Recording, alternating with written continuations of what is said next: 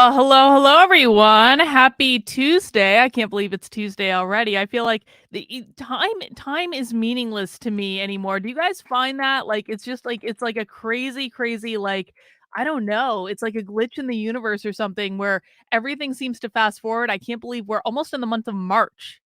We're almost into month 3 of 2023. I cannot believe it. Well, guys, welcome to the show. We are going to be doing a Project Veritas update today because there has been a lot that has transpired in the past 24 hours. Now, when we last met, we watched James O'Keefe's scathing exit of the organization. Listen, man, if you are ever going to quit an organization that you founded 13 years ago in disgust and try to throw everyone who forced you out under the bus as you drop the match, as you walk out the door, you do it like James O'Keefe. That was beautiful yesterday. Wasn't that a satisfying thing for everyone to watch? Like, was it as good for you as it was for me? Because I got a feeling I was like, "Ooh, I gotta smoke a cigarette after that." I really did. And it was, it was a combination of sad because what has happened to James O'Keefe is extremely sad. It's sad, it's unnecessary, it's uncalled for. There is no godly reason that this is happening to James O'Keefe other than ego and bullshit, as always happens with these types of organizations. So it is sad, and I don't want to overlook that it's sad. But if you're going to be stabbed in the back, you might as well go out in a blaze of glory. Listen, I have never been one of these people who thought that there wasn't value in burning bridges. I think there is tremendous value in burning bridges. And I know that this is not my like most uncontroversial take, but I think if the bridge has already been set fire by another person and all you're doing is squirting some lighter fluid on it to make sure it blows it down to the ground, I see no problem with it. Burning bridges can have a lot of closure and it lets you know where people stand. And I think we all know where James O'Keefe stands today. And I think it's fabulous, fabulous, fabulous. So we got a lot to go over, guys. We're going to talk about the statement that Project Veritas released yesterday, and I'm going to explain explicitly why this statement is bullshit, because it is. And for those who don't know, I'm an organizational psychologist. I've dealt with situations like this before. I can sniff out bullshit in these types of statements like no one's business. And I know that that's not a skill that is exclusive to me. A lot of people have called bullshit on this statement, but I want to make sure I am explicit about why this is bullshit and why they're lying to you. We're also going to be talking about just some this response from Project Veritas. We got Charlie Kirk here, who I don't always appreciate, but when he's right, he's right. We're going to talk about the mass exodus, Twitter and YouTube unfollowing of Project Veritas, because guess what? Not only has not only has Project Veritas lost over 200,000 followers in the past 24 hours, James O'Keefe has picked them up. And I think that that really tells you something. King Peter in the chat says, here's hoping Project Veritas drops below 1 million on Twitter during the stream and we can pop the champagne. Well, I think that might be a little bit of a stretch, Peter. They're at like 1.19 I saw earlier, and I actually do have a live ticker up. Let's see. There we go. 1.197. I've got the social blade up. And listen, guys, I am not normally one that, you guys know this. I never tell you guys to unsubscribe from people. I never tell you to unfollow people because I actually kind of think it's bullshit. I think that people should like what they like. They should support what they value. It's really none of my business. But I have to make this exception. I think it is beautiful that the public is calling bullshit on what Project Veritas is doing, because there are very few people in the world that are as important as James O'Keefe, and they seem to have forgotten that. And so I'm suspending my own rules for but a brief moment, because sometimes the exception calls for a suspension of the rules. And I think in this case, unfollow their asses, unsubscribe from their asses. This is the only way these people get the message, is through money and followers and likes and clicks and ratios on Twitter. That is the only thing that seems to matter to these people. So give them what they fucking deserve. So we're going to talk about that. We're also going to talk about this report from the Gateway Pundit. Project Veritas staffers tell the board, quit or we walk. And apparently, there's not one, not two, but three Project Veritas reporters who are right now waiting on the results of the board meeting to decide whether or not they're going to stick around. So we're going to talk about that. And even I've got even some bad takes. I got Jenna Ellis had a really bad take. And we're going to talk about Lydia. Oh, Lydia. Lydia. We're going to talk about why Lydia is massively projecting her own baggage onto the situation with Project Veritas. And I might, and I don't know if we're going to do this. We're going to see how long we're on. I actually have Lydia's stream pulled up from yesterday. I'm just like the tiniest bit curious about what Lydia had to say. I don't know if we're going to watch this. I don't know if I want to watch it, but it's like I can feel the cringe from here. And there's the bitchy catty part of me is like, "Oh, do I dare?" I don't know. We might have to have a vote for it. Sin says she has to get a cider. We'll see. We'll see, guys. I also have some other stuff that we may cover too. But guys, welcome to the stream. And if you have not done so already, please make sure you are subscribed to my channel. You got the bell rung or what have you for notifications and that sort of stuff. Please make sure you've mounted that like button. And if you are so inclined, please make sure you are subscribed for free, at least, to my Substack. My Substack, Carlyn, Karlyn.substack.com, is my content hub. I post stuff on there all the time to explain what is going on with the woke left taking over every part of our country. I try to break it down in as simple terms as I possibly can to explain what is happening, why it's happening, how to identify it when it's happening in your life. We're talking about real life dystopia over on my Substack because there's a lot of effing dystopia. I've got some great articles from the past couple days, including this one that we might read today, we might not. If we don't do it today, we're going to do it tomorrow, which is all about rule number 1 for the actively unwoke, which is knowing your values. In my book, Actively Unwoke, the ultimate guide for fighting back against the woke insanity in your life, I have a list of 11 rules for the actively unwoke. It is a play on rules for radicals. Some of the rules actually align with rules for radicals because they're effective for a reason. But then we have our own rules on top of it. And I was very specific about making the very first rule about knowing your values, knowing what you're fighting for rather than what you're fighting against. I think it's very easy for us to get in a position where we are constantly backlashing against what the left is doing.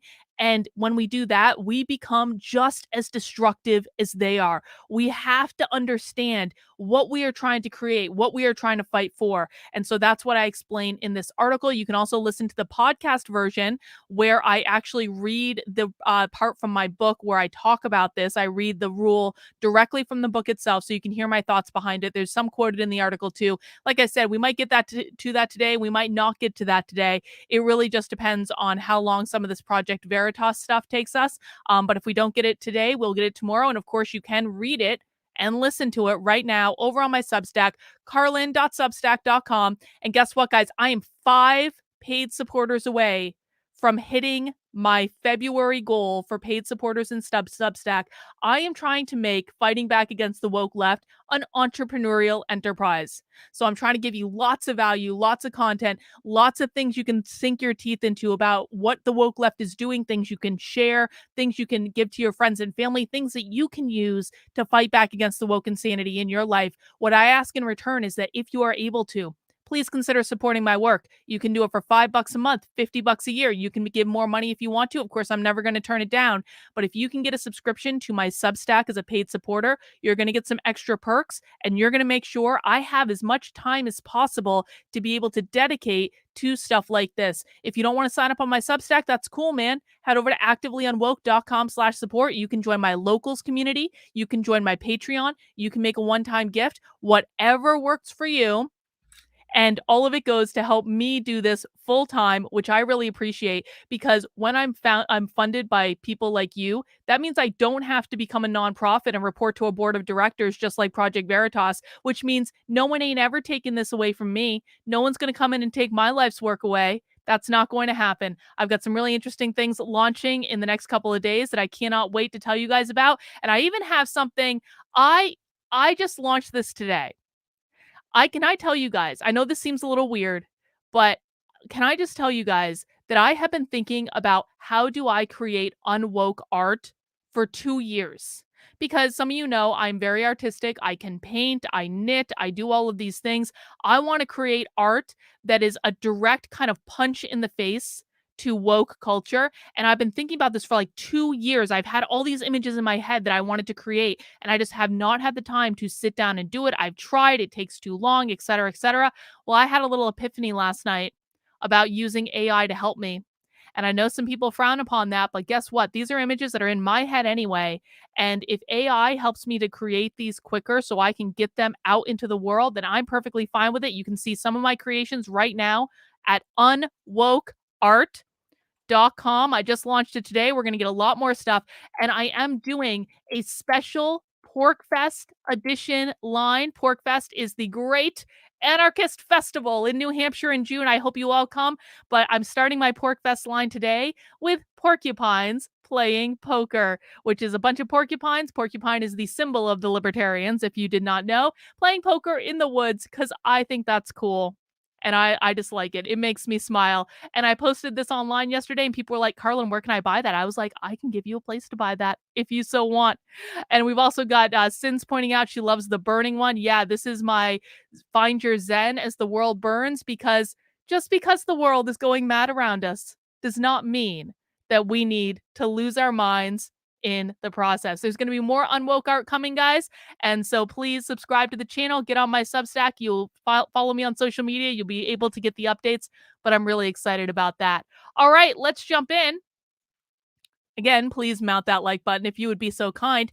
So Project Veritas released this statement yesterday after James O'Keefe released his scathing video, which again, if you have not watched the full video, you have got to go watch it. I watched it live on the channel yesterday. I posted a clip for everyone to watch it. You can just go watch the video without my commentary if you want to do that. But it was fantastic.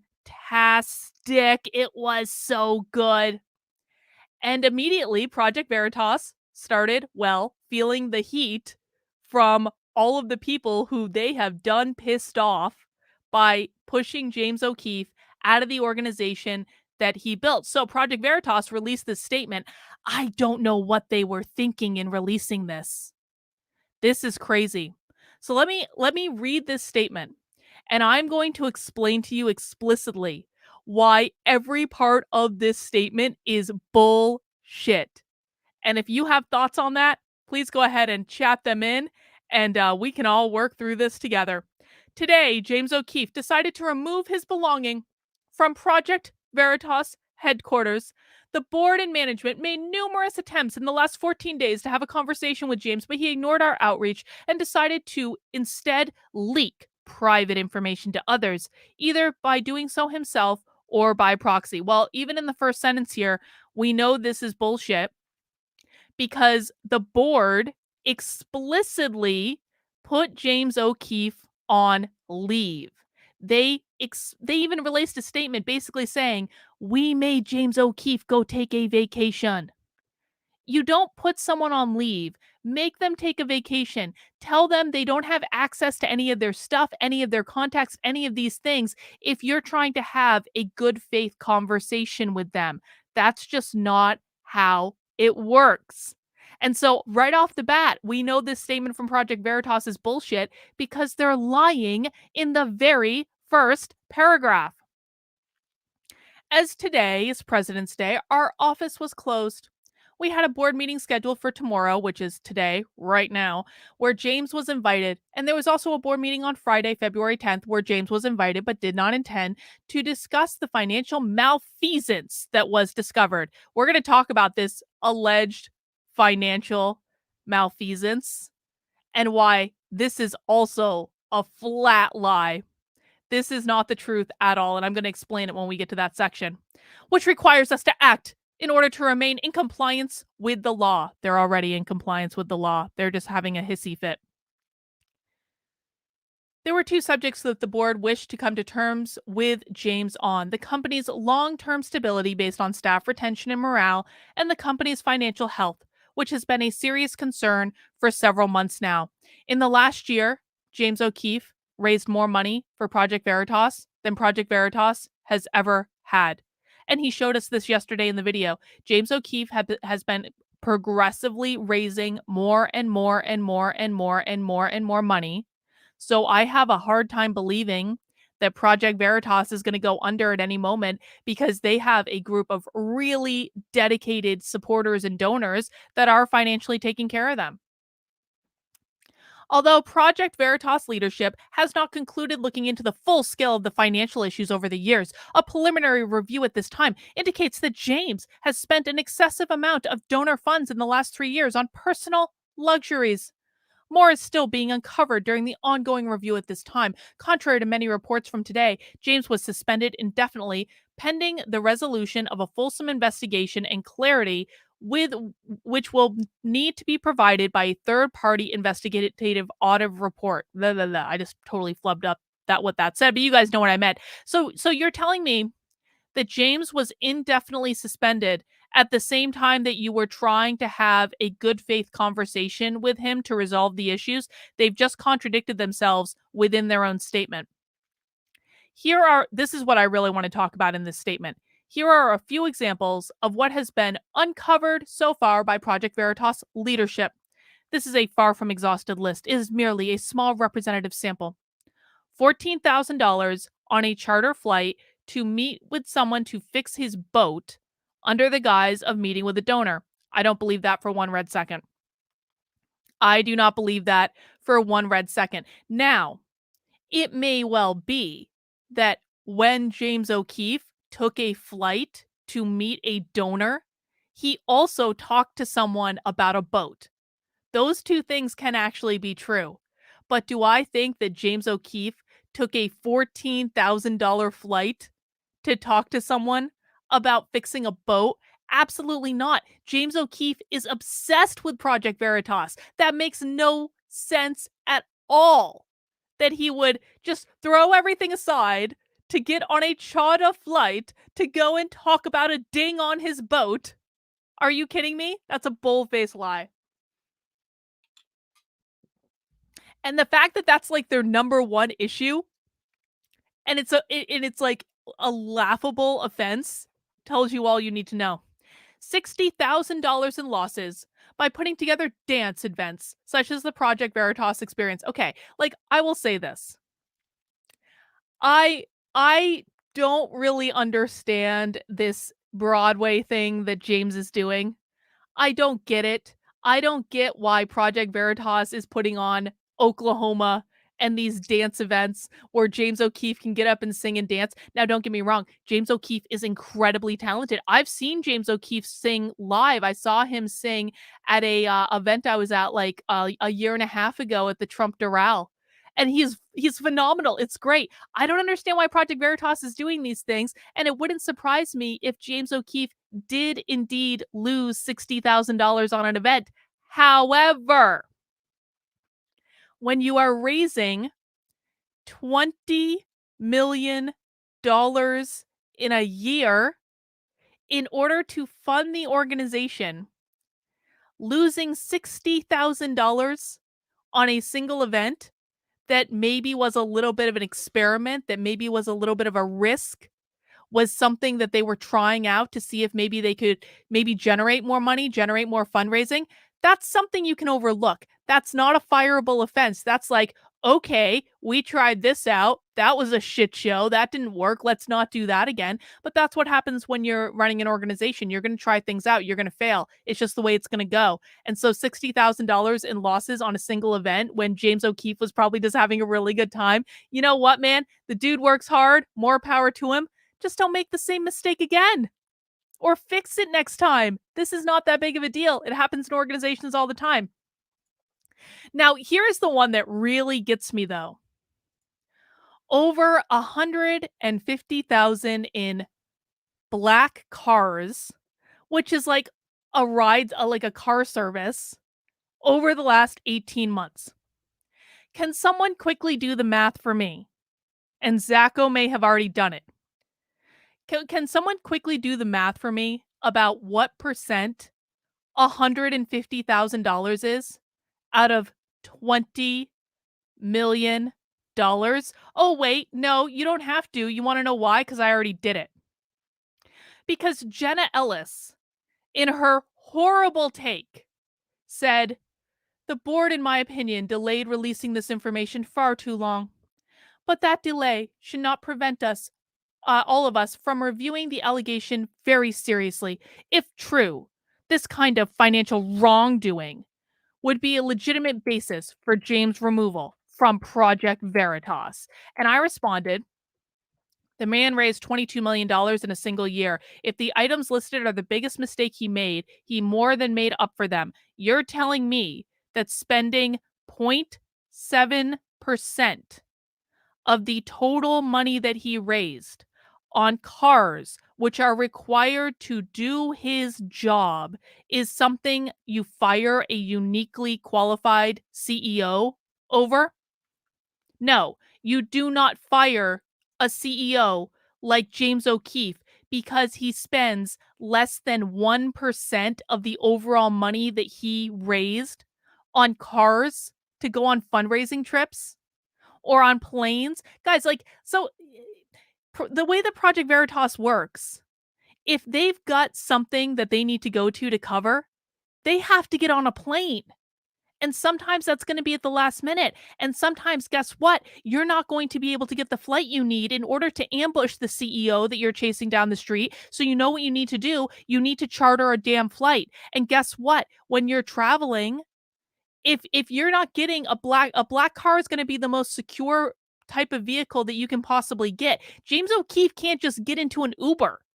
He's James O'Keefe. If James O'Keefe shows up in some random location and he gets into like your average Uber or something like that, the person driving the Uber could be like, oh shit, you're James O'Keefe, and make some calls. And all of a sudden, the only reason that James O'Keefe is there is suddenly spoiled because he got into an Uber instead of a more secure vehicle. It's so stupid to complain about these sorts of things. Executives and CEOs take these types of liberties all the time. And I'll give you another reason. James O'Keefe travels 300 days out of the year. That's what he said in his video. That is a lot of effing travel. I used to travel every week when I was touring in 2020. It was a goddamn nightmare. It was like every single Friday I had to get on a plane, and then I would come back on Sunday or Monday, and then I'd have a couple of days at home and I have to do everything, and then I get on a plane again. It's like, and this was going on for like 6 months, every single week for 6 months. And let me tell you what, when you're traveling that much, getting the first class upgrade, totally worth it. Getting the nicer car, totally worth it, because you're already so uncomfortable when you're traveling all the time that just those little niceties. And I know it seems like a luxury for like people who don't travel all the time, but it's like when you're on planes and traveling almost your entire life, those things really do matter. And for a CEO like James O'Keefe, guess what? I want him to be comfortable. I want him to get his rest where he can. I want him to be able to sleep on a plane if that means he needs to sleep in first class because the seats are bigger and you're generally left alone. Fine. And you get sometimes the lay down bed, which is really, really great. So even if this was just for comfort, even if it was just a luxury, I don't even care because that's how important James O'Keefe did. And his results far exceeded the amount of money that he spent on any of these things. This is not something that would have been questioned in most organizations. That's what I'm trying to get across.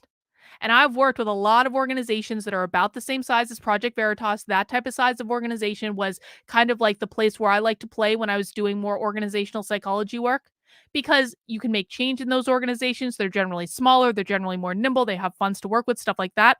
And these types of things happen all the time. This is all just an excuse. This is not real. And I am really glad that people are seeing through it as easily as they are. The board wants to work things out with James and has tried every route possible to remedy the issues at hand and begin to take the legally required corrective actions. Well, that is provably not true. James has also left us no choice but to suspend him in the last few weeks as he unilaterally fired the CFO, who can only be fired with board approval. Well, no, you actually have many other choices. What you could have done, board, is back the CEO that you had running your company and fire the goddamn CFO who deserves to be fired anyway. If these are the things that the CFO is worried about, that CFO deserves to be fired. And you should have backed up the person who was running the company, the person who built the company. To say that James O'Keefe left you no other option, patently false. Patently false. Real Nick Miles. They're doing this because the common person don't know what it takes behind the scenes of an organization. They're hoping no or low info people get angry. That's exactly right. The only reason that Project Veritas released this statement was, number one, to smear James O'Keefe as he is lighting the match and burning it all down on his way out the door.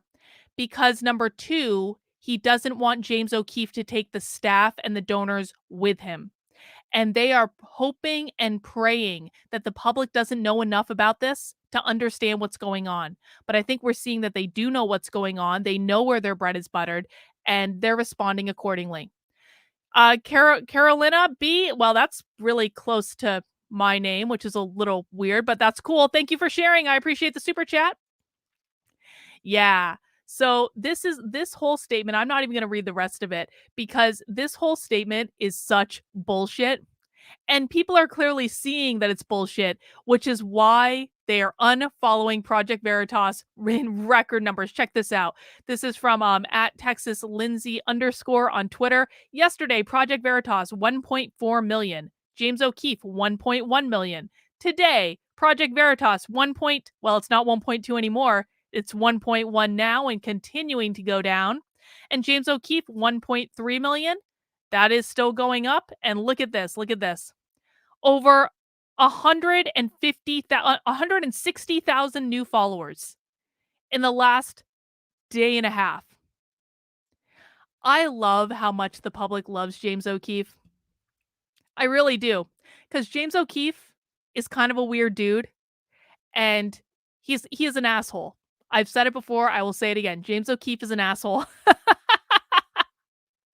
And because of that, he is not someone that the public generally tries to rally behind. And guys, when I say James O'Keefe is an asshole, I just mean he has a very dominant personality. He's a lot like James O'Keefe, and I have exactly the same communication style. So I understand. I say this with love. James O'Keefe is going to be a pain in the ass to work for. James O'Keefe is going to have very high standards. James O'Keefe is absolutely going to have a tone when he's not getting his way. James O'Keefe is going to not make small talk. He's not going to perform niceties to make you feel good or any of those things. He is an asshole. But you know what? He's our asshole. And he has principles and he fights for what is right. And I don't know why that just reloaded, but all right. He does his thing. He does his thing, and I'm really kind of satisfied that the public is seeing the value in James O'Keefe, and they're seeing through all the bullshit. And the people that I feel worse for out of this entire situation are Project Veritas staff members. I really do. I feel so bad because it must be like there are obviously people at Project Veritas who love James O'Keefe. You could hear that yesterday in the video when we watched that. Like there were people that love him, that were calling him boss, that were saying they were there for him, that were seeing how upset he was at the whole thing as he was finishing his letter. And they're in such a predicament right now because none of this is the staff's fault. This is the board's fault. And the staff seems to be coming around to exactly that. And so yesterday we found out that James O'Keefe had given an ultimatum to the board to say that if you don't all quit, I'm quitting. Well, the board said, F you, James. We don't need you. We're not a cult of personality. In fact, I didn't even show you this. Check this out from Charlie Kirk. This is a leaked email from the Project Veritas board.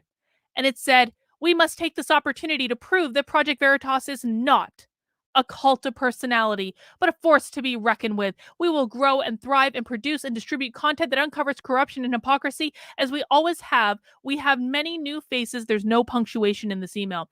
"We have many new faces to show off to our growing audience who are curious about what we can do. Let's show them." The board is not getting it yet. They're not getting it at all. And, there is something to be said for Project Veritas is made up of more people than James O'Keefe. That is absolutely true.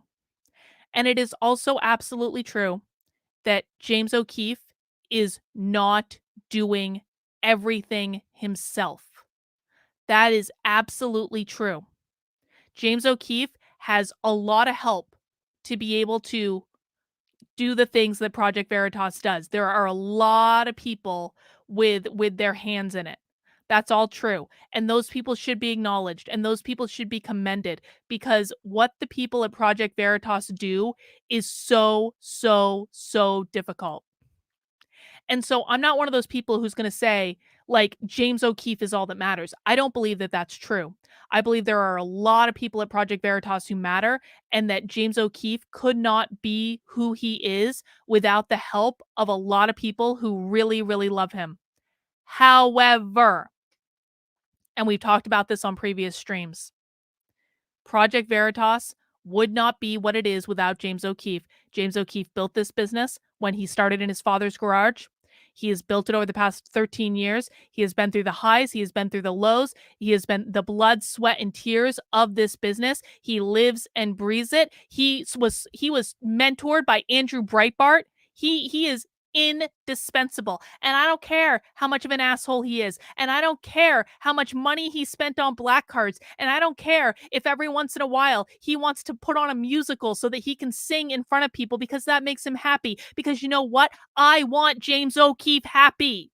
If James O'Keefe needs to spend $100,000 every once in a while to put on a fucking performance because that's what he enjoys doing, then why not? The donors are giving the money. The donors are not unaware that he's doing these performances.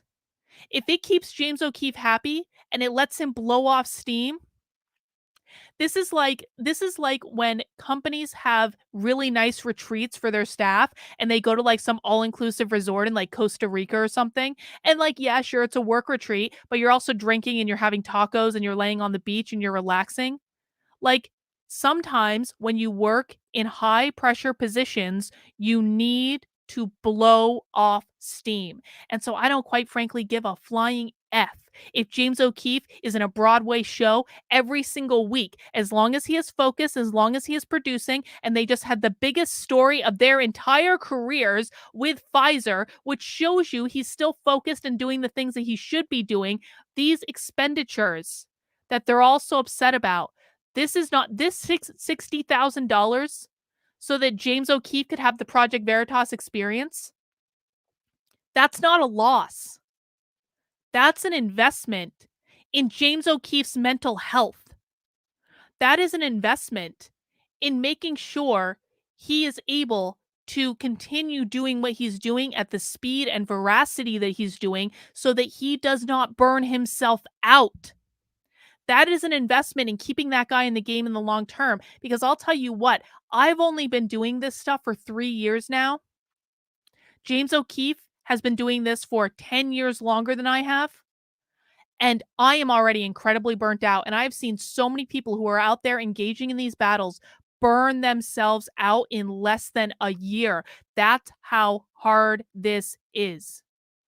It is incredibly hard to have your head in this stuff all day, every day. And so if they need to spend money to make sure that James O'Keefe doesn't burn out, money well spent, so far as I'm concerned.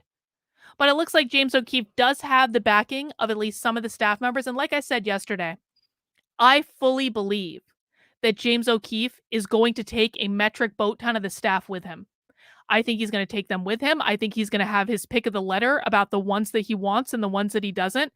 And we're already seeing this. This is on the Gateway Pundit. Yesterday, James O'Keefe was fired by the board of the media organization he founded 13 years ago. He gave a 45-minute going away speech to the staff yesterday. Today, the reporters who are loyal to O'Keefe have told the board that unless they all resign today, they are quitting as a block. This matches the loss of nearly 100,000 followers of Project Veritas on Twitter in one day. Well, it's 200,000 now. The Meep Kid, thank you for the super chat. I appreciate it. Project Veritas Experience was an event to bring youth.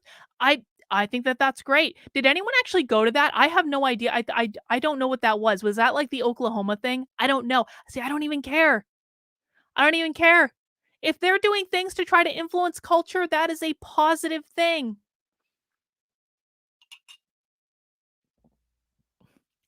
The fact that the board is allowing the CFO to do this witch hunt against James O'Keefe is all of the evidence that I need that that board needs to be ushered out of the organization.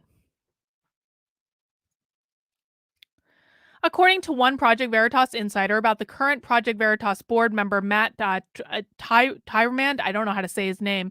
He is in full I know he follows me on Twitter, though. He is in full panic mode. We're all about to walk out after an emergency board meeting tomorrow unless they all resign. All the real journalists here are out, and they won't have anyone left to do the real work that made the place great. Good. Good. And I'm going to ask, just because I've got like almost 600 people watching right now, and thank you to everyone who's watching on YouTube and also Odyssey, Rockfin, Rumble. I appreciate all of you. If someone could keep an eye on Twitter and let me know if there's any news from that board meeting, that would be fantastic. So if anyone has like breaking news updates as the stream goes on, if you want to chat those in and let me know, I would really appreciate it. And guys, please make sure that you do subscribe to me on an alternative platform that's not just YouTube. Again, I do stream on Odyssey, I stream on Rockfin, and I am streaming on Rumble. And YouTube is my main place, but just in case, it always helps. Let's see. Project Veritas has repeatedly released amazing undercover journalism, blah, blah, blah. We don't need to read that. We all know that. The Gateway pundit asked this insider if the timing of James O'Keefe's ouster was at all tied to Pfizer's release, as O'Keefe alleged in his going away speech to the Project Veritas staff, and they admitted that they felt as though it was too suspicious in time to be overlooked. So whether or not this is connected to Pfizer kind of still remains to be seen. Mike Cernovich wrote a piece yesterday. I read it on stream for those who weren't here. Mike Cernovich, I think, is dead on in his assessment of what happened in the battle of suits versus talent. If you want to hear that, go to the stream yesterday. I have a clip that'll be going up at some point as well. But what he said in that piece was, this is just a classic battle of like James O'Keefe is the talent and the CFO is the suit that only cares about money. And they're basically doing this. I don't actually necessarily disagree with that. Mike Cernovich does seem to be pretty convinced that this has nothing to do with Pfizer and this is just an internal squabble, which absolutely could be the case if I'm honest about it. Never assign to malice what you can assign to stupidity. And this very well could just be the board at Project Veritas being absolute raging effing morons. Don't underestimate that at all. But we don't know if it was connected to Pfizer. We have no idea. Maybe we'll find out. Maybe we won't. But the jury's still out on that one. And it doesn't honestly even really matter to me. The Project Veritas insider added, the only thing that makes sense is that someone on the board of the organization is trying to destroy it from within. There's no other explanation. See, that I agree with. That I absolutely agree with. James O'Keefe fired 2 employees before he was ousted from the organization. He fired the chief financial officer and he fired the chief operations officer. And by the way, I was totally right when I predicted what happened a couple of weeks ago. Basically, James O'Keefe found out that the chief financial officer was trying to come after him for these bullshit expenditures, and so he fired him. And then the chief operations officer, in retaliation, initiated a goddamn coup And he was fired because James O'Keefe found out that he initiated a coup, and both of them should have been fired. But the question is, why were they doing it now? Why were they doing this after the biggest victory in the history of this company? Who got to them?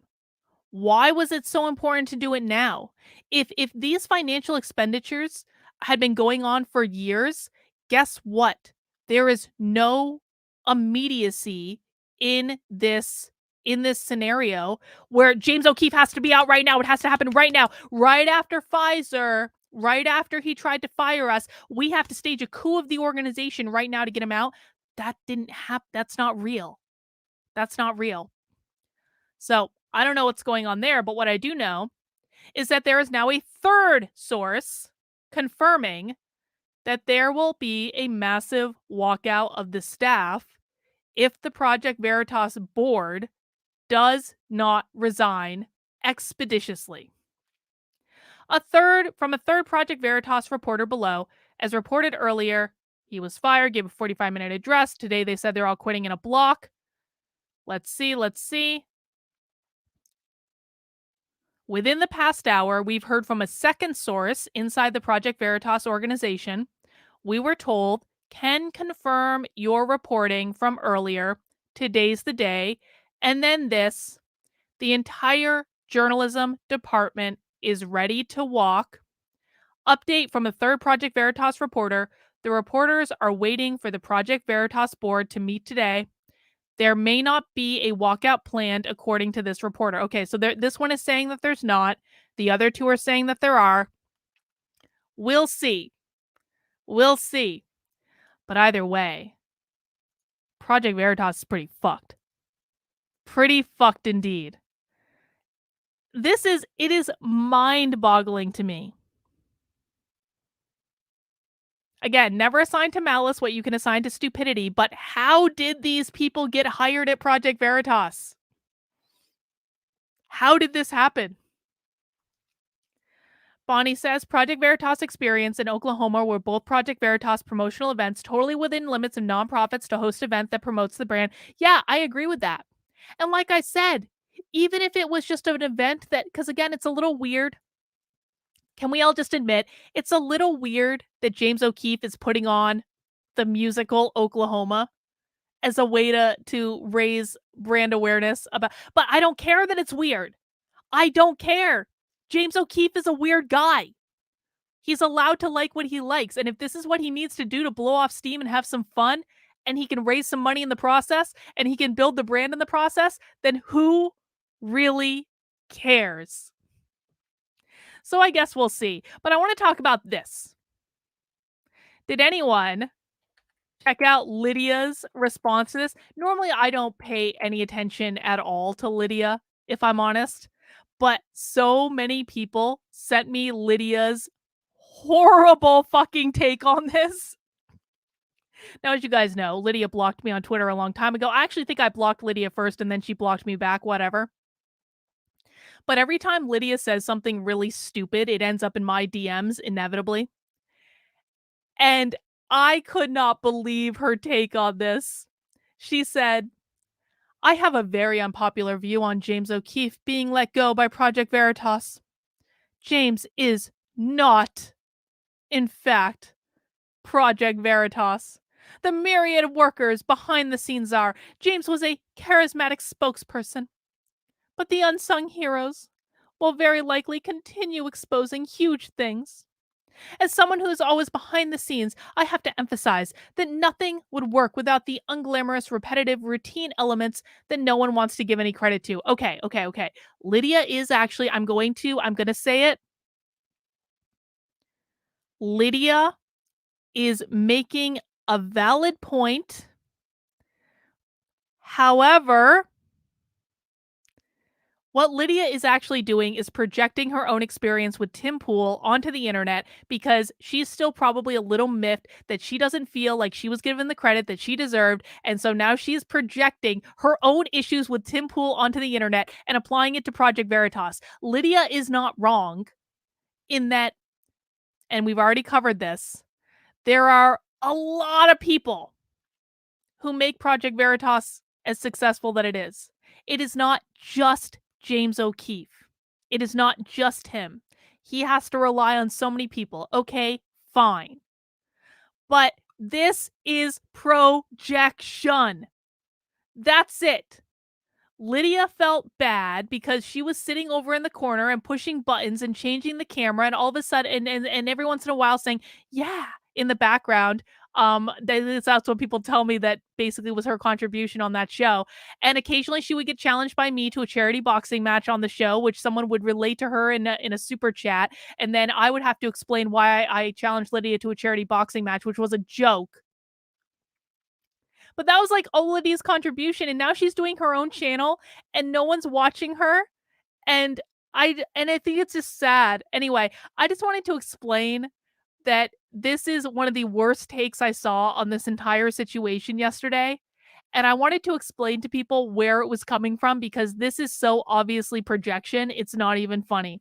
Let's see. Important. Barry Hinckley is COO of Project Veritas. Is he the one with he, him in his LinkedIn bio? And he was only hired 4 months ago? Are you shitting me? He was only hired 4 months ago? Wow. That puts a whole new spin on it because that's crazy.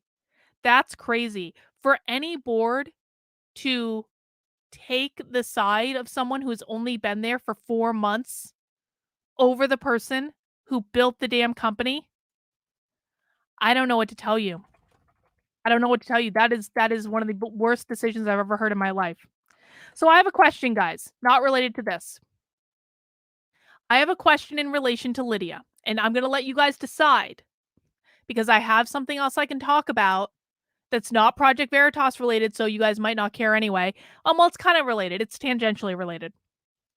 But I want to know, just based on how horrible Lydia's take is, what I did. Oh, I'm an awful person. I'm a really bad person. I pulled up Lydia's stream that she did yesterday. And I want to know, should we watch Lydia's take on this whole situation and comment on it?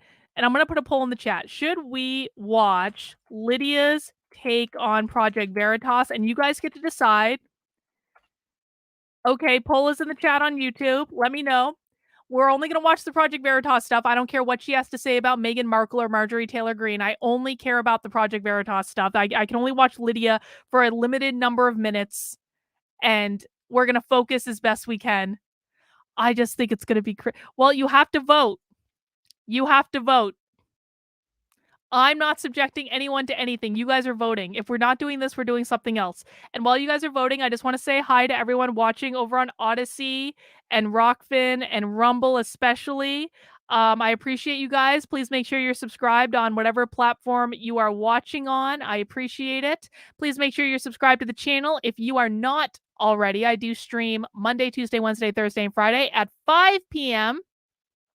And then on Saturdays, we go live at 6 p.m. for Socialism Saturday. If you've never been to a Socialism Saturday, you need to come to a Socialism Saturday. Socialism Saturday is the best. But on Tuesdays, I go live twice. On Tuesdays, it is not my first stream, or it is not my last stream of the day right now. It is but my first stream of the day. And for those of you who are, well, a little wacky, want a little bit of a lighthearted view of the news, you can come and join me at 9:30 tonight when I will go live with my friend Joshua. Joshua is a professional psychic, and what we do is a show called Nothing Remotely Controversial on Tuesday nights at 9:30, where we talk about the news, and Joshua uses his psychic powers to help us figure out what's really going on. So I am going to absolutely ask Joshua tonight about James O'Keefe and Project Veritas. What is going on to drive this entire situation, what we need to know, how it's going to turn out. We're also going to talk about Don Lemon and his, well, controversy at CNN.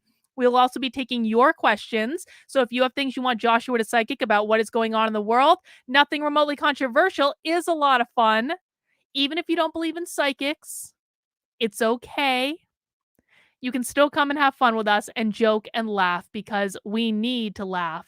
in this crazy, crazy world that we are living in. Reagan said, nothing remotely controversial is one of the most fun streams on this channel. Come join if you haven't before. Join us at 9:30 tonight for that, guys, and we're going to have a great old time. All right. Well, 68% of you have voted that yes, we should, in fact, watch Lydia cringe stream. Oh, God. I can't believe we're doing this. I feel so bad. All right. I have it queued up to like the start of the stream here for Lydia. I don't know when she starts talking about Project Veritas, but let's see what she has to say. We're going to keep an open mind. Just because Lydia had a shit take on Twitter doesn't mean she has nothing valuable to add to the world. See, here's the problem on my channel. We watch woke content on my channel. We watch woke trainings. We watch socialism. My channel knows how to sit down and watch horrifying things and sit through all of it. And so watching Lydia be cringe on the internet is probably like the lightest thing that we can watch on my... We are basically a bunch of masochists. Yeah, exactly. We've done this to ourselves. Maybe she will be based. I don't know. We're gonna see. All right, let's watch and let's see what's what. Good evening, everyone. I'm so excited to be with here this Monday night. As you probably well know by now, it is President's Day. Lucky for us, our president is overseas in Ukraine at the moment. I guess I don't know if that's good or bad, but in either case, he's not here with us on this eventful and important historical How's my volume day. compared to Lydia's? So is that okay? I'm going to talk about this on Making the Argument tomorrow with Nick Freitas. I don't fully understand President's Day. I understand the desire to commemorate our dear leaders, but honestly, I don't care, like Lydia. it's from an author called Panda Latte. So much it makes no sense. No, don't care. Don't care. Giving people hope. By the way, Gen Z is absolutely not turning against woke culture. This article is completely wrong. It is not turning against woke culture at all. Nick says, any chance we can get nothing remotely controversial from PorkFest? I am trying very, very hard to get Joshua to come to PorkFest. All right? I'm trying very hard. We're going to see if it works out. I want to know about Project Veritas, Lydia. Oh, there she is reading Project Veritas. Never mind. I just don't appreciate the way. Never mind. We invest. I'm being and Veritas linked journal about overcoming all. I was being snarky when I should have been paying attention. So complicated and corrupted, forgetting to where our she/him of world are experienced, and you need all of that so that you can cultivate this idea that you are victimized, to keep yourself from having contact with the real world. Yeah, to prevent you from. So I want to take this chat from Bonnie Bell. Bonnie Bell says, I had no idea James set up a nonprofit. I thought he had ownership and paid reporters to come to him with information. This is the problem, guys. This is the problem, is that people are asking why, like, how could James possibly be taken out of power? Because he set up a nonprofit. This is why it is so important when you have people that are doing work that you like and appreciate, you have to support them financially, because if they get in a position where they need to set up a nonprofit to be able to do the work they need to do, they're going to have to set up a board, which can fundamentally take them out of power. So support independent creators. That's all I'm saying. Talking to people who are truly actually oppressed, and to prevent you from kind of seeing how everything truly is. The only thing that can really shield you from all that stuff is a blanket of money. It's just a protective barrier between yourself and the real world, and that's exactly what millennials have had. And I think that this author is correct that it's going to go away at this point, which I personally view as a positive thing. It's not going to go away. Also the other day that a lot of companies are cutting. It's not going to go away in any way. And let me tell you why, because it is ingrained in every single school policy. I'm working right now very hard on getting my Schools Exposed program up and running. I'm a few weeks behind from where I thought I would be because I wanted to get it up in January, but I got really sick. It's just the way it goes. My Schools Exposed program is designed to help parents research what's going on in the schools and find out what is going on with publicly available information. So essentially, I've been doing a lot of research into school policy and stuff like that offline. And essentially, the public school system in America is fucked. Wokeism is integrated into every public school policy that I have looked at across the country. I'm not saying it's in 100% of schools, but it's in a good 90% of schools. And that is why wokeism will never go away, because they are integrating it into the policy. So Lydia is wrong. Their ESG staff, which is just so terrible because they're downsizing. It's the first thing that has to go. There are only Because like it happens to 650 be, views on frankly, her the video, least Scott, important which I part of the feel really company. bad about. I think it's great. I think it's wonderful. All right, you guys, let's hop on over to the biggest breaking news on the right wing today. James O'Keefe confirming his departure from Project Veritas in an emotional video statement from headquarters. I did watch most of the video. It is a very long video. It's almost an hour long. It is very emotional. He recalls back to his father. He talks about starting Project Veritas. He uses a lot of his charisma. He uses a lot of emotion. I will say that I was not. Lydia is obviously very, very bitter that James O'Keefe has charisma. And again, I kind of feel like she's hearkening back to a former boss in her life who she may have felt, well, a little overshadowed by. Swayed by his words. I would have much rather seen them printed on a page so that I can fully understand his message without getting caught up in the emotion. I view the emotion as something secondary. Founder of high impact undercover journalism organization is departing after battling his own board for weeks. James O'Keefe, the undercover journalist and founder of Project Veritas, posted a video to the website Vimeo on Monday announcing he would be leading. So I want to say this about I was debating on whether or not I wanted to interrupt her again, but I'm going to. Um Lydia's position that emotion should not play a role in how we interpret things is stupid. It's stupid. Because how the brain is hardwired to work is that human beings make decisions emotionally and then they justify them rationally. The emotional decision making part of our brain, which is a subconscious part of our brain, we are not always consciously aware of why we make the decisions we do, but the emotional part of our brain processes on a subconscious basis, and it is a much more powerful driver of our decision making than the logical part of our brain, which processes on a conscious basis. And the reason that people like Lydia think that all of their decisions are extremely logical and just not emotional at all is because the logical part of the brain is the only part of the brain that we are consciously aware of. However, it is also the weakest part of the brain when it comes to decision making processes. The only thing that is stronger than emotion when it comes to making decisions is survival. Essentially, food, survival, sex. Anything related to food, survival, or sex will overrule any of your feelings. But if those things aren't at play in the scenario, then you will be making decisions emotionally. It is just the way it goes. And so anyone who discounts the relevancy of emotions in decision making, you're going to lose. I know that emotions are not always fun for people to think about. I know that they're icky for a lot of people. They're a little chaotic. You don't always have a rationalization for why you feel the way you do. You can't always predict how people are going to feel. Most of the time you can if you understand psychology, but people like Lydia can't always predict how people are going to feel, and so they put that onto all of us.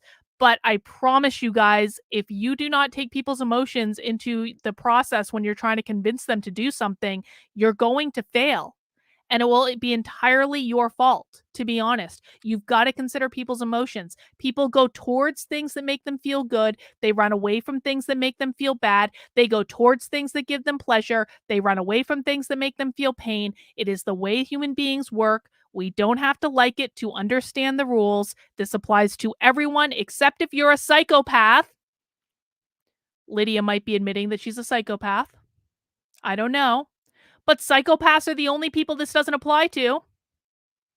Probably to a lesser extent, narcissists. I don't know. Anyway, let's keep going. Leaving Project Veritas amid a dispute with a nonprofit's board of directors. One American News reporter and Veritas linked journalist Neil McCabe tweeted out the announcement late Monday morning.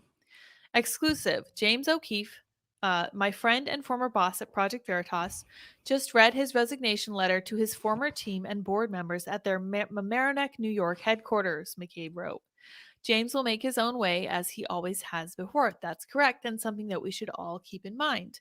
I personally don't care very much what happens to Project Veritas, and whatever happens to James past this point is entirely up to him. Good for him, more power to him. He has the charisma to make it happen. He made it happen in the past. I see no reason to believe that he won't do the same now.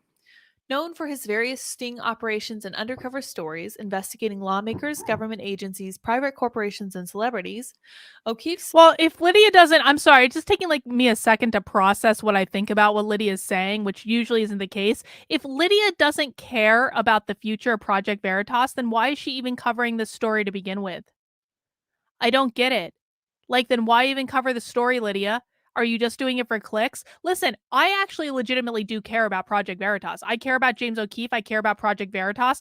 I think this whole thing is so sad. I think that if the board just got their shit together and resigned like they already damn well should have done, we'd all be better off. We all have a stake in this. The work that Project Veritas and Lydia's correct about the journalists at Project Veritas playing a very critical role in this. Like, the work that they're doing is incredibly important. It's some of the most important work being done in the world today. We should all care about the future of this. To cover this on your stream and say, "Yeah, I don't really care about what's going on with Project Veritas." Like, what do you care about then, Lydia? sought to hold true to the organization's motto, be brave and do something. The group's leader was placed on paid leave earlier this month, seemingly related to a dispute over the removal of two board members. In O'Keefe's quest to remove them, the board reversed his decision and issued a memo with more general complaints about the working conditions and management attitude at Project Veritas. To me, this sounds like the working conditions at Project Veritas simply boiled over. From my understanding, James was an incredibly demanding boss. He required his employees to take a lie detector test, which is understandable given the work that they do. But at the same time, I happen to know that a lie detector literally only looks at like one or two physical symptoms to try to judge whether someone is lying, and there are many ways to get around it. Despite the board attempting to tamp I mean, I think it makes perfect sense that James O'Keefe would have members of his team take a lie detector test. I bet that James O'Keefe, and again, I have acknowledged on repeated occasions that James O'Keefe is probably an asshole and really tough to work for.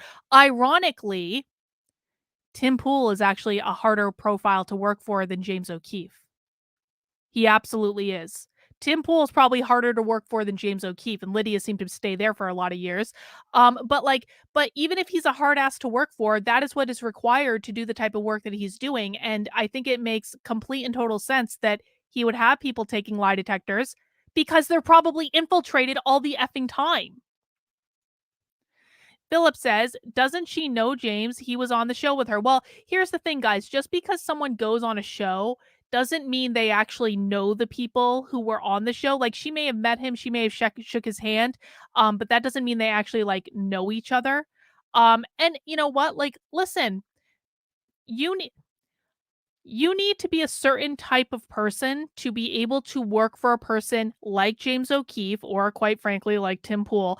You need to be a certain type of person to put up with that. You need to have a little bit of a thicker skin. You need to be able to let stuff roll off your back a little bit more. You're going to be yelled at sometimes. You're going to have people use a tone with you. You're going to have people say things to you that you don't like. That is just the reality of working in those types of organizations. That's the bad part of it. The flip side is that you can be pushed to do the best work that you have ever done in your life by a boss like James O'Keefe. So just because someone might be unpleasant for some people to work for doesn't mean they're unpleasant for all people to work for. James O'Keefe is one of those people who you very much love him or hate him. And there are a lot of people who will hate him. And probably the board members, probably that new COO that he hired 4 months ago, probably hated him because he felt challenged by James O'Keefe and he wasn't the top dog anymore. And the COO was probably pretty used to being the top dog, but that's not going to happen in James O'Keefe's organization. You don't have to work there. If you don't like it, don't work there, but don't stage an effing coup. tamp down rumors of O'Keefe's imminent departure, he posted a video to the website Vimeo detailing how he was stripped of his authority. Journalism is reporting things powerful people want to keep hidden for the wrong reasons, he said during the 45-minute long video. Moral wrongs, bad behaviors. As journalists, we're the custodians of the public's conscience. That's a very high calling, isn't it? And we've gone deeper as we've gone deeper and deeper, exposing and illuminated corruption. The line separating good and evil becomes more clear, not just in the institutions we investigate, but within one another. Throughout my 13 years doing this, our mission has evolved from simply being about exposing the truth with some hidden cameras This to is something so more boring, transcendent, but I want to hear giving her people thoughts on it. hope. That's what we do. Also, Now, you voted for this this. particular mission I statement didn't force you sounds guys to vote for very this. narcissistic to me. Are And you guys kidding are me? welcome to disagree with me on this. Lydia does not understand what narcissism means. Narcissism is about control. It is not about power, Lydia. You can crave power and being in charge and not care about being in control. She thinks this sounds narcissistic. Okay, Lydia, explain to me why you think this is narcissistic, and then I'm going to explain why you're wrong. But when you say that your role rather is to give people hope, you're literally putting yourself on a pedestal. And it doesn't surprise me then that you can be toppled from that. Narcissists do not give a flying F about giving people hope. Narcissists a lot of times want to take this is how you know Lydia doesn't know what the fuck she's talking about. Narcissists don't want to give people hope. Narcissists want to take all hope away so that people can be easily controlled. There is not a real narcissist in this universe who would put out a statement saying, I am trying to give people hope. What you are seeing is a visionary. You're seeing a natural leader. You're someone who has the dominant style in the disc profile, which is exactly what most CEOs are. You're seeing someone that understands a big picture vision. I want to be able to make people's lives better by doing X, Y, B, and Z. Why is that a bad thing? This is what drives me crazy about people on the effing internet. They want to shit on everything that everyone is trying to do. If someone says, I want to do this big thing to help a lot of people, people on the internet are going to go, well, if you think that you can do that big thing to help so many people, then you must be a narcissist. And now because you're a narcissist, we have to shit on everything you're trying to do because you're an obvious narcissist because you think you can help that many people. Who do you think you are? Why do you think you can help people? Why are you putting yourself up on that sort of pedestal? If you put that on yourself on that sort of pedestal, you can be knocked down at any moment, and we're going to show you that we can knock you down at any moment. Do you not want hope in the world? Do you not want people like James O'Keefe to give people hope? Do you not want people like James O'Keefe to expose things? Again, the narcissist's highest priority is not hope. It is not change. It is not inspiration. It is not helping people. Narcissists do not care about other people. Narcissists only care about themselves and controlling every single person around them, kind of like Lydia is trying to do right now, to be quite frank. I think there is a higher percentage chance that Lydia is a narcissist rather than James O'Keefe.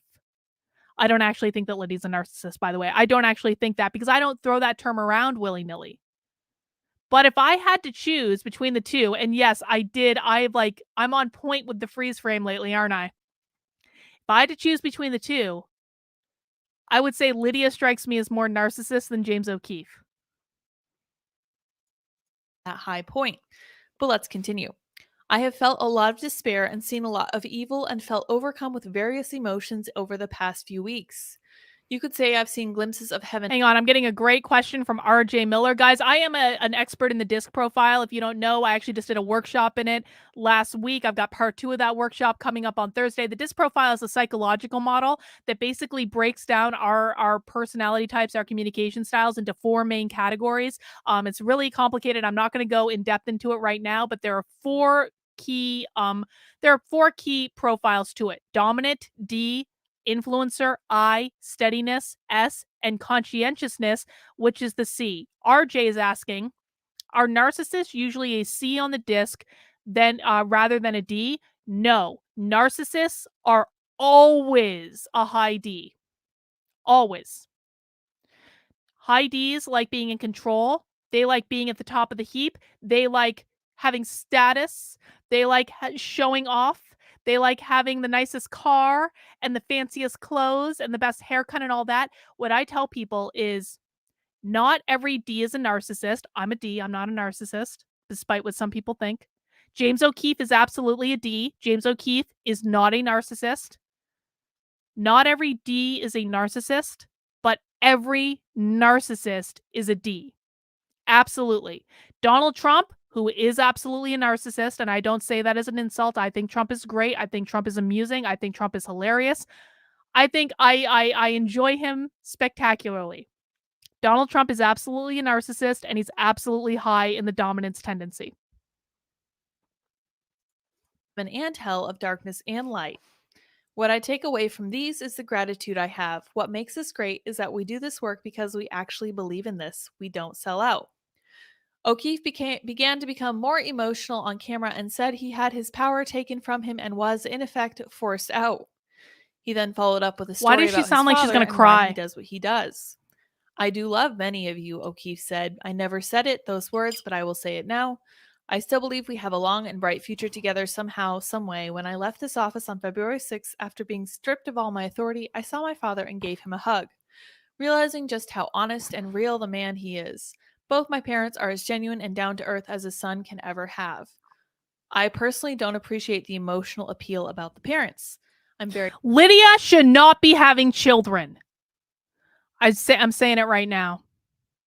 If Lydia thinks that she is going to have a child and that child is going to be an emotionless little being, Lydia is about to have a extremely rude awakening about human nature.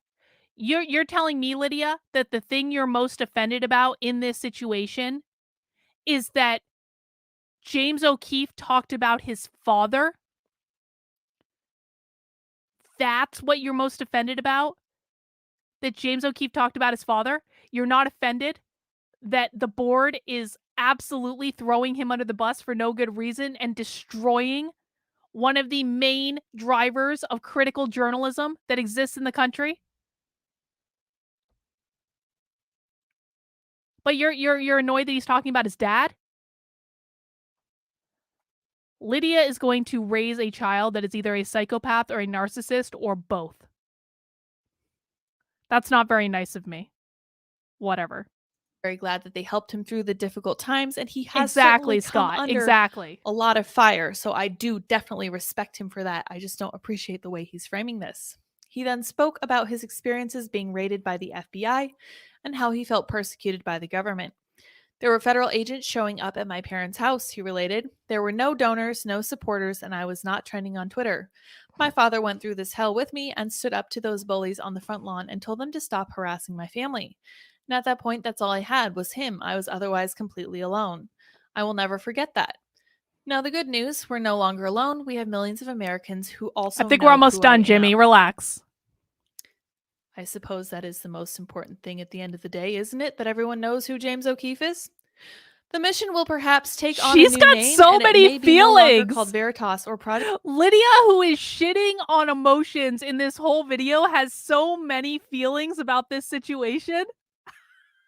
I'm sorry. I know people don't want to watch this. Well, no, you guys voted to watch it. I went by your votes. But like, it is fascinating to me, just from a psychological perspective, how someone who claims to have no human emotion at all is having so many feelings about James O'Keefe being in charge of something and building something and basically calling him a narcissist because he did a big thing. Lydia needs to go to therapy. I'm sorry. She really does. Project Veritas. I will need a bunch of people around me, and I'll make sure you know how to find me. O'Keefe did not immediately respond to requests for comment. Look at the furrowed brow. He just resigns and walks out the door to start a new life, said McCabe. Now we'll see, does the organization he created survive? That is a great question. So I pulled up this article talking about 5 companies that lost their iconic leaders. Oh my God. And the subtitle is From Disney to Microsoft, What Happened After Company Visionaries Went Away. You're not going to read When it, are Steve you? Jobs stepped down as No, CEO of no, Apple, No, empathize with Lydia, I don't want vision to hear you read an article. I want to hear your actual opinion on something. You're just reading an article. Do you have anything thoughtful to say about anything? did okay, and some of which thrived after losing their founders. All that to say, I certainly don't think it's all over for Project Veritas, even though a lot of There we people are go. saying that James O'Keefe is Project Veritas. As somebody who's spent my whole career behind the scenes, I am begging you to remember that at the end of the day, the person you see on the front cover of the magazine is not the person who is making things work. The people who are making things work are the people you never see. The people who don't really want fame or attention. The people who don't need a lot of plaudits for their hard work. The people who just do the tedious things day in and day out. I used to work every night until 2 in the morning, making sure that Timcast IRL was properly Projection! produced, Projection that confirmed! clips were ready to go, that the Confirmed! podcast was up, that everything was on Rumble, and that everything had thumbnails. And that was just what I did. That was my full-time job. It was fine. It was great. It was cool. It was very fulfilling. Live production was fun too. Sometimes I got to chip in. You guys saw me occasionally over there. But I want to emphasize the importance of the people behind the scenes. And for that reason, I do not think that Project Veritas is going to be on the way out after this, although I certainly do wish James the best. All right, this was all right. Well, okay. So Lydia basically said in longer format what she said in her tweet. Now, Lydia, again, I want to emphasize this. Lydia's not wrong that James O'Keefe needs a lot of people to do what he does. What Lydia is discounting, though, is that you need all different types of people. You need the James O'Keefes. You need the leaders. You need the people who have a vision. You need the people who have that big picture view. People like Lydia, and this is not an insult. I've already insulted Lydia quite a bit in this stream, but what I'm about to say is legitimately not an insult. Lydia is very good at many things, but a leader, Lydia will never be. Lydia is not going to have success on this YouTube channel that she's doing. I'm sorry. Like maybe in like, I don't know, like, well, I guess it depends on what she defines success as. But Lydia is like a behind the scenes person. She's a details person. She's got a very C profile, so a conscientiousness profile. And I'm sure she does very good work behind the scenes. I'm sure she did do a lot of stuff for Timcast. We could have debates about her effectiveness as a producer, fine. But like she did do a lot of stuff. Fine, she's very good at that. We need the people like Lydia, but we also need the people like James O'Keefe who are leading the operation and driving the progress. Because if you don't have people like James O'Keefe, people like Lydia have no effing place to go. They don't know where to go. They don't know what the target is. They don't know what they're supposed to be working on. Why is Lydia staying up until 2 a.m. creating clips and things for Tim? Well, she's doing that because Tim has said, I want to have these channels and I want content on them constantly. And I want to be the number one news source of information. And in order to do that, we need clips. And in order to drive our revenue, we need to do this, that, and the other thing. Like Tim is doing that. He's providing the vision. He's saying, here is what we need to do and here's where we need to go. And then Lydia is one of the people that figures out how to get there. So that while she is correct that those people are critical and necessary, what Lydia is missing is that those people are nothing if they don't have the big picture visionary, which is what James O'Keefe is. Unclassified name says the perfect embodiment of projection. That was all projection. And I think it's important we talk about this. Again, people project all the time. Every single one of you do it. But if you can identify when projection is happening in other people, that's when you can, identify when it's happening in yourself too and kind of check yourself before it gets a little bit out of control. All right, guys, that is all I have for the stream today. Again, I was thinking about doing this article, but we're going to do this tomorrow because my throat is getting a little scratchy because I've been talking all day doing other things. So we're going to save this until tomorrow. But guys, thanks for coming and hanging out. I do stream at 5 p.m. every single day of the week, Monday, Tuesday, Wednesday, Thursday, Friday. On Saturdays, we stream at 6 p.m. And on Tuesdays, we have a very special day because on Tuesdays, I also go live at 9:30 p.m. with my friend Joshua for Nothing Remotely Controversial. It's a really fun show, guys. If you've never seen Nothing Remotely Controversial, come to Nothing Remotely Controversial tonight. It is news, it is psychics, it is laughter, it is a levity, it is a lighthearted look at the news because we all need a little lighthearted every now and again. And if you want something to do in the meantime, please head over to my Substack, Carlin. That's not what I wanted, this one. Carlin.substack.com.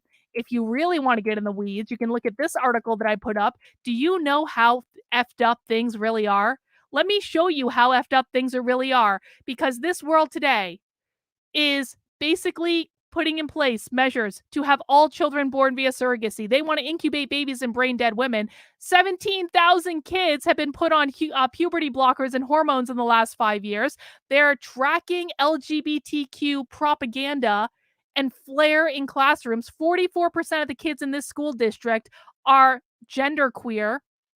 I'm sure that happened naturally. We've got autistic sex education on the Substack. We've got Marxists talking about wanting to eliminate gender entirely. We've got people being groomed in middle school. Guess what? They even made the Oompa Loompas non binary. 86 Democrats in the House of Representatives voted in favor of all this stuff. And just in case you think the political right isn't effed up, we've got trans maxing. We've got incels transitioning to women in order to get sex. We have reporters at the Daily Wire calling victims of human trafficking a whore. And guess what? The right continues to support really bad people, and AI wants to kill us all.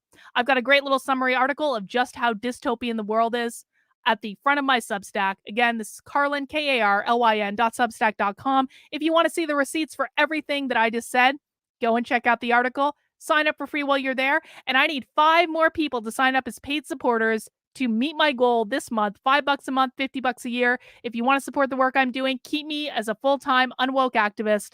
That would be really great. All right, guys, that's all I've got for right now. I will see you guys in about 3 hours for nothing remotely controversial. Mount that like button on your way out the door, and we'll see you guys soon. Have a great rest of your day.